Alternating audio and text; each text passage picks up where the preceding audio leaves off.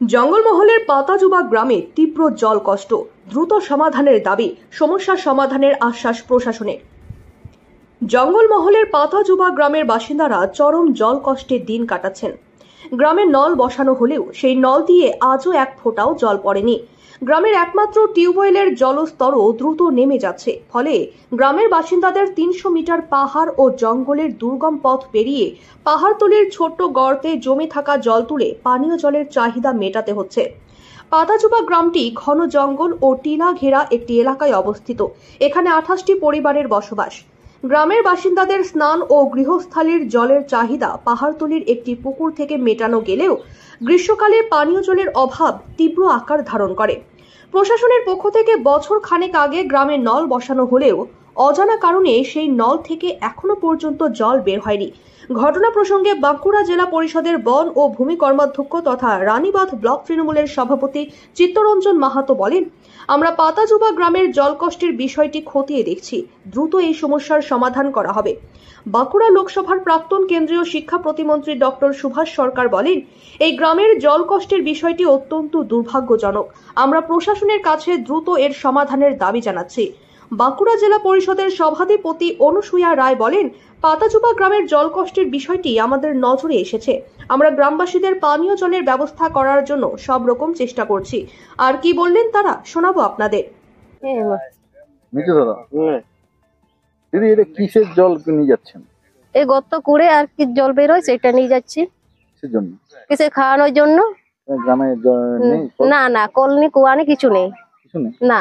এরকম গর্ত করে জল? হ্যাঁ হ্যাঁ, সারা বছর এই যে তো বুড়ো মানুষ গুলাও তো বলে আর কি কল নেই, এতে গর্ত করে নিয়ে যায়। কতদিন ধরে জল খাচ্ছেন? অনেকদিন ধরে। কোনো কল নেই? না। বাড়ি বাড়ি পানীয় জলের কল? না না, কিচ্ছু নেই।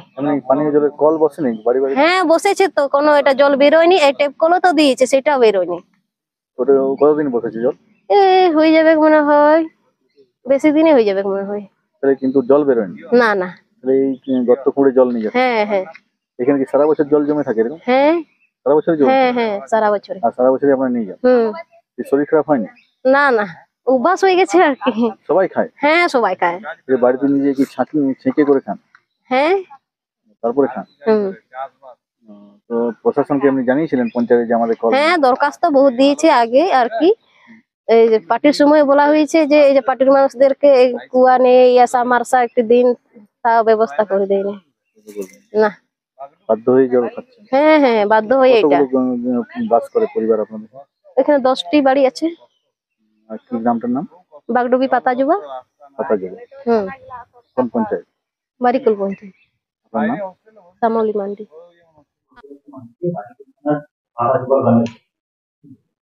বারিকুল থানার পাতাজুবা গ্রামের যে দুর্ভোগ, এই সমস্ত দুর্ভোগ মেটানোর জন্য কেন্দ্রীয় সরকারের এই যে জল জীবন মিশন প্রকল্প, সেখানে মানে শত শত কোটি টাকা দেওয়া হয়েছে।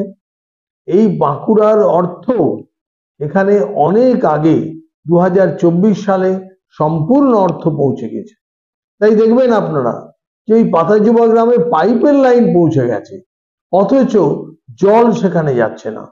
এই যে ভয়ঙ্কর পরিস্থিতি, এর জন্য রাজ্য সরকারের ইমিডিয়েট অডিট করা উচিত। এবং কেন্দ্রীয় সরকারও, আমি জানি যে রাজ্য সরকারকে চিঠি দিয়েছে যে জল জীবন মিশনের যে অর্থ তার খরচ সম্পর্কে রিপোর্ট দিতে, কিন্তু সেই রিপোর্ট এখনো রাজ্য সরকার দেয়নি। আমার ধারণা বাঁকুড়া থেকে ওই রিপোর্ট যায়নি। কাজেই ইমিডিয়েট যাতে এ ব্যাপারে হস্তক্ষেপ করা হয়, এবং যেমন বাঁকুড়া জেলা প্রশাসন হস্তক্ষেপ করবে, তেমনি আমি রাজ্যের প্রশাসনকেও হস্তক্ষেপ করতে বলছি। অন্যথায় আমি কেন্দ্রে কিন্তু পত্র লিখব। একটা গ্রাম যেখানে নির্জলা প্রায় জল, এবং তাদেরকে 8 ঘন্টা যেতে হচ্ছে গ্রামের মধ্যে থেকে জল সংগ্রহ করতে, সেখানেও চুইয়ে পড়া জল।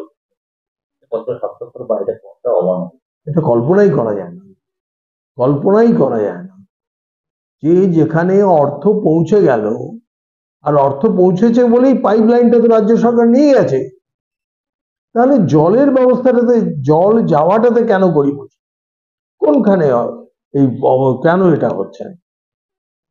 তো আমি আশা করব ইমিডিয়েট জেলার প্রশাসন এবং রাজ্য থেকেও যাতে এ ব্যাপারে মানে একেবারে তাড়া দেওয়া হয় জেলা প্রশাসনকে যে কেন হচ্ছে না।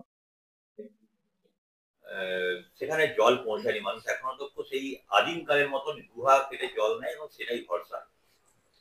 কি বলে আমি খবরটি পেলাম, শোনাতে সত্যি খুবই খারাপ লাগছে। এখনো মমতা বন্দ্যোপাধ্যায়ের যে নির্দেশ মতো আমরা যে কাজ করে চলেছি, প্রত্যেকটি মানুষেরই জল পাবার অধিকার রয়েছে। যে তারা জল পাবে না সেটা হতে পারে না। আমরা জেলা পরিষদ থেকেও আমরা দেখব যে কিভাবে তাদের অতি দ্রুত আকারে আমরা জলটা তাদের কাছ পর্যন্ত পৌঁছে দিতে পারি। তাদের এলাকার মানুষ দাবি করছে যে অনেকদিন আগেই পাইপলাইনে কাজ হয়ে গেছে, কিন্তু এখন পর্যন্ত জল পায়নি। পিএইচির সাথে আমি কথা বলছি, কথা বলে তাদের সাথে কথা বলে পর আমি সমস্যার সমাধান করার চেষ্টা করছি। জল জীবন মিশন এই প্রকল্পের কাজ কেন এখন পর্যন্ত এরকম করেনি? এটা নিয়ে বলার কিছু নেই, আপনারা সকলেই জানেন খুব ঢিলেমিতে কাজ চলছে। তো আমি কথা বলে পর সলভ করার চেষ্টা করছি। আপনি কি বাইক বা স্কুটার কেনার কথা ভাবছেন? তাহলে এখনই চলে আসুন দিনহাটা ইয়ামাহা অটো সেন্টারে এবং নিজ হাতে পছন্দ করে নিয়ে যান আপনার স্বপ্নের বাইক বা স্কুটার। আমাদের এখানে রয়েছে বিভিন্ন মডেলের বাইক ও স্কুটারের বিশাল সমাহার। রয়েছে স্বল্প ডাউন পেমেন্ট, ন্যূনতম ডকুমেন্টস ও সহজ ইএমআই এর সুবিধা। এছাড়াও রয়েছে যে কোনো কোম্পানির পুরনো গাড়ি এক্সচেঞ্জের সুবিধা।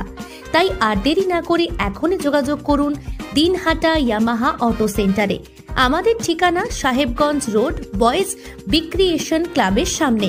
যোগাযোগের নম্বর 8158042471 এবং 7602877619।